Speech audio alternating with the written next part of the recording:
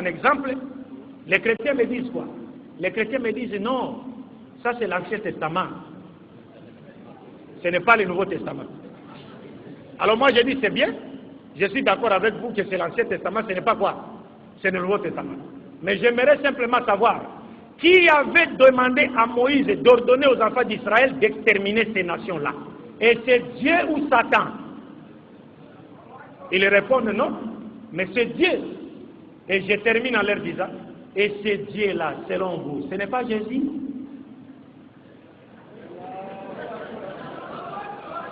Si Jésus est Dieu, si Jésus-Christ est Dieu selon votre croyance, donc c'est lui qui a ordonné le massacre de ces peuples-là. Par conséquent, il ne peut pas venir faire l'hypocrisie dans le Nouveau Testament en disant moi je n'aime pas les tueries. Alors quand j'ai dit cela au pasteur, le pasteur m'a regardé, il m'a fait ça. Toi, est-ce que vous comprenez? Takbir. C'est comme aujourd'hui avec la question du terrorisme. L'islam est contre le terrorisme. Le Coran nous dit celui qui tue une âme innocente, c'est comme s'il a tué toute l'humanité. Et celui qui sauve une âme, c'est comme s'il a sauvé toute l'humanité. Donc nous sommes contre le terrorisme. Nous sommes contre nos frères à nous propres qui sèment la barbarie partout. Mais ceux qui font le djihad, nous sommes avec eux jusqu'à la fin des temps. Mais même ceux qu'on appelle aujourd'hui terroristes, même s'ils font des barbaries, mais le problème n'est pas là-bas. Le problème est où? Pourquoi sont-ils devenus terroristes? Parce qu'on ne naît pas avec les chromosomes du terrorisme. On devient terroriste. Le préambule de la Déclaration universelle des droits de l'homme de 1948 nous dit ceci: un homme doux peut devenir violent à force de subir l'injustice. Pourquoi ces gens se sont-ils devenus terroristes? Même si c'est contre l'islam, mais pourquoi sont-ils devenus terroristes? Vous voulez mettre fin à la présence des moustiques dans votre maison, alors que vous n'avez pas encore pris soin d'assainir le milieu qui est malsain. Vous pouvez utiliser l'insecticide comme bon vous semble, mais vous ne mettrez jamais fin à la présence des moustiques dans votre maison tant que vous n'aurez pas assaini le milieu qui est malsain. C'est la politique injuste de l'Occident contre le monde musulman qui crée ce qu'on appelle aujourd'hui les terroristes. C'est cela la vérité. Alors je termine avec la dernière question. Est-il autorisé à un musulman d'épouser une femme chrétienne? Est-il autorisé à un musulman d'épouser une femme chrétienne? Nous ne pouvons pas être des extrémistes. Il faudrait que nous répondions tel que le Coran nous le recommande. Oui, il est autorisé à un musulman d'épouser une chrétienne. Mais quand?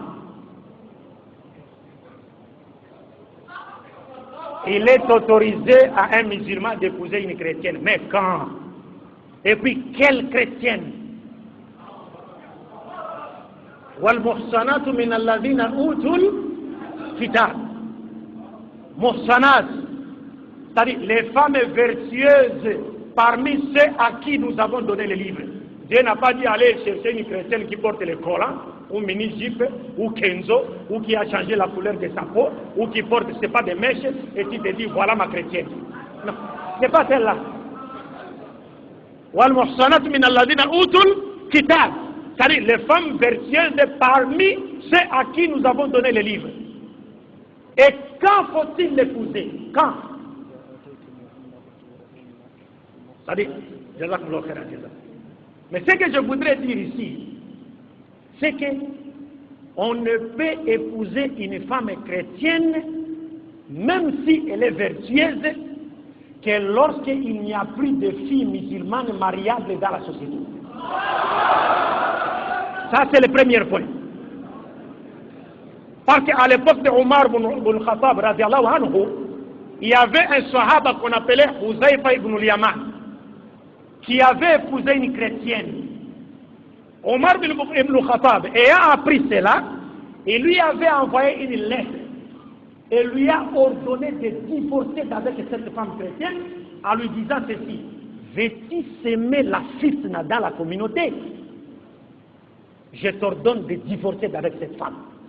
Pourquoi Omar ibn Khattab lui a dit qu'il va s'aimer la fitna? Parce que les femmes, des filles musulmanes mariables sont encore là. Et vous sortez pour aller chercher une chrétienne. Mais alors, qui va épouser ces filles? Donc, Omar a cassé ce mariage. Pour qu'on ne s'aime pas la fille. Mais quand il n'y a plus de filles musulmanes mariables dans la société, on peut épouser une fille chrétienne vertueuse. Mais quelle chrétienne? Tu vas épouser quelle chrétienne? Tu vas épouser une chrétienne dont la fin sera l'enfer? C'est-à-dire, tu épouses une femme chrétienne, mais quand elle meurt, si toi tu es musulman, tu as pratiqué ta religion, tu vas au paradis et lui, elle va en enfer? Parce que inna allazina kafaru min ahli al-kitab wal mushrikina fi an-nar jahannam. والذين كفروا من أهل الكتاب منهم من لقد كفر الذين قالوا إن الله هو المسيح ابن مريم لقد كفر الذين قالوا إن الله ثالث ثلاثة. Tu as une femme chrétienne qui croit que Jésus est Dieu, qui croit que Jésus est fils de Dieu. Donc toi musulman, tu meurs, tu vas au paradis, et elle meurt et va en enfer. C'est celle-là que tu vas épouser. Hein? Quelle chrétienne faut-il épouser quand il n'y a plus de filles musulmanes mariables dans la société? Ce n'est pas n'importe quelle chrétienne. Il faut chercher une chrétienne. Il y a des conditions que les ulémas ont établies. Il faut chercher une chrétienne qui croit en l'unicité de Dieu. Et qui n'a pas la haine de notre religion islam, et moins encore la haine de notre prophète Mohammed. Tu ne peux pas avoir une femme chrétienne dans la maison, mais qui est ton prophète, qui n'aime pas Mohammed. Comment vivre avec une telle femme? Et mes chers frères et sœurs, vous savez les grands dangers lorsqu'on épouse une femme chrétienne qui croit que Jésus est Dieu, ou qui croit que Jésus est fils de Dieu. C'est-à-dire, si tu étais parti vivre avec elle ailleurs, toi tu meurs, elle reste avec les enfants, ou alors la justice lui donne le droit de garder les enfants, c'est-à-dire, elle va les amener où c'est? En allant à l'église, les enfants vont adopter la foi chrétienne. Donc ils vont finir par croire que Jésus est qui? Jésus est qui? Le fils de Dieu, et Dieu. Ça veut dire quoi? Ça veut dire, toi musulman, tu as eu des enfants avec cette femme chrétienne, des enfants qui sont devenus chrétiens.